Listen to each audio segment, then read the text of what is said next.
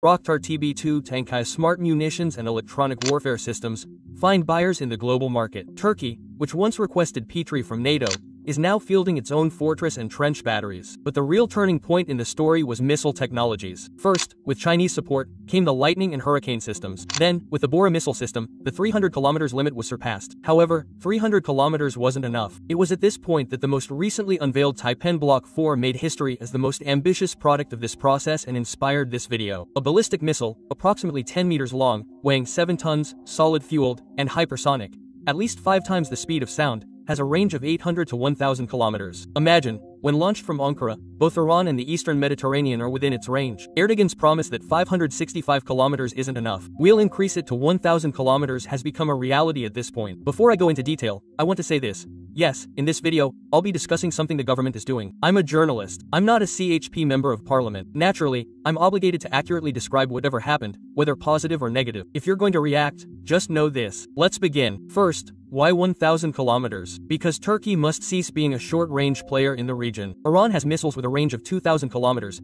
Israel has missiles with a range of up to 4,000 kilometers, and Russia has missiles with a range of up to 1,000 kilometers deployed in Syria. Before the Typhoon, Turkey's Bora missile had a range of only 300 kilometers. In other words, the deterrent principle of, if you hit us while you have the Bora, we'll hit you back, wasn't even a possibility. With the Typhoon, this deterrent equation was established, and given our geography, deterrence is paramount. Remember, this deterrent equation is precisely the reason many of today's wars haven't escalated. But there's also the diplomatic gamble. Turkey has been a member of the Missile Technology Control Regime since 1997. The rule is clear. You can't develop missiles with a range of 300 kilometers and a warhead exceeding 500 kilograms. The Typhoon exceeds this limit. Iran has been subject to sanctions for years for the same reason, and Turkey is likely to face similar criticism. So, a 1,000-kilometer range isn't just an engineering feat, it will also be a political test. Let's look at our neighbors for a moment. There's a quiet but fierce arms race in the region. Iran reaches a range of 2,000 kilometers with its Seksil missile. The Shahab 3 already has a range of 1,300 kilometers and has been ready for years. Israel's Jericho 2 and 3 systems have a range of 15,000 to 4,000 kilometers and can carry nuclear warheads. Even if we hate it, Israel is a prime example of defense. Its Iron Dome short-range rockets, David's Slingshot intermediate-range missiles, and Arab counter-ballistic threats. Neighboring Greece doesn't have a ballistic program. However, it does have Patriot and S-300 batteries, as well as scalping cruise missiles purchased from France. Syria has lost much of its capacity since the civil war. Russia has no significant power beyond its support. Turkey, too, has long relied on the NATO umbrella. Trump has proven that such an umbrella no longer exists. Therefore, Turkey is currently building its own steel dome, the details of which I'll discuss shortly. But first, let's move on to Africa. Missile and space-based missiles in Somalia. Testing long-range missiles is nearly impossible in Anatolia. If you launch from Sinop, you'll find Russian airspace in the Black Sea. If you try from the east, Iran or Iraq will be involved. In the Mediterranean, Cyprus or Syria will be involved. In other words, conducting a real peacetime test without triggering a diplomatic crisis is virtually impossible. To overcome this problem, Turkey has shifted its focus to Somalia. Mogadishu already houses the Turkish Armed Forces' largest overseas base, and I previously made an in-depth video on this topic. Now, a space and missile launch base is being added to the mix. I was also very surprised when I first saw this news. However, when we look at the details, the situation is not unreasonable. The Somali government allocated 900 square kilometers of coastal area to Turkey at the end of 2024.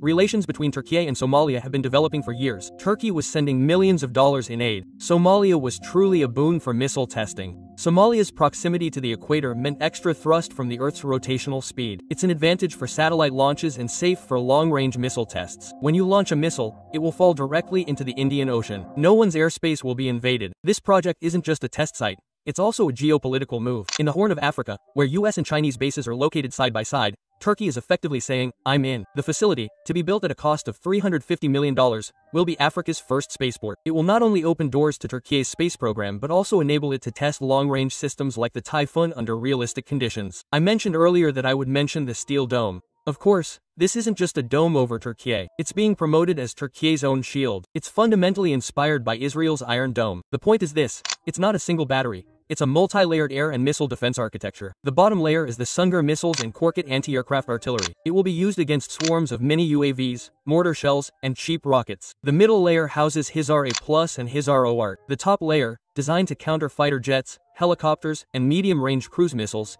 is designed for exo-atmospheric ballistic missile destruction at a range of 100 kilometers. Ultimately, once this three-layer system I mentioned is established, the steel dome is complete. But the issue isn't just manufacturing them, it's integrating them and keeping them constantly ready. Modern air defense is an expensive game. Hamas's $500 rocket costs $50,000 compared to an Israeli interceptor missile. Turkey is essentially preparing for the same paradox. Expensive defenses against cheap attacks. In other words, the success of the Steel Dome will depend on the availability of stocks and the 24/7 operation of radars, as much as on engineering. Of course, these investments also yield returns. Defense exports, which were $248 million, rose to $5.5 billion by 2023.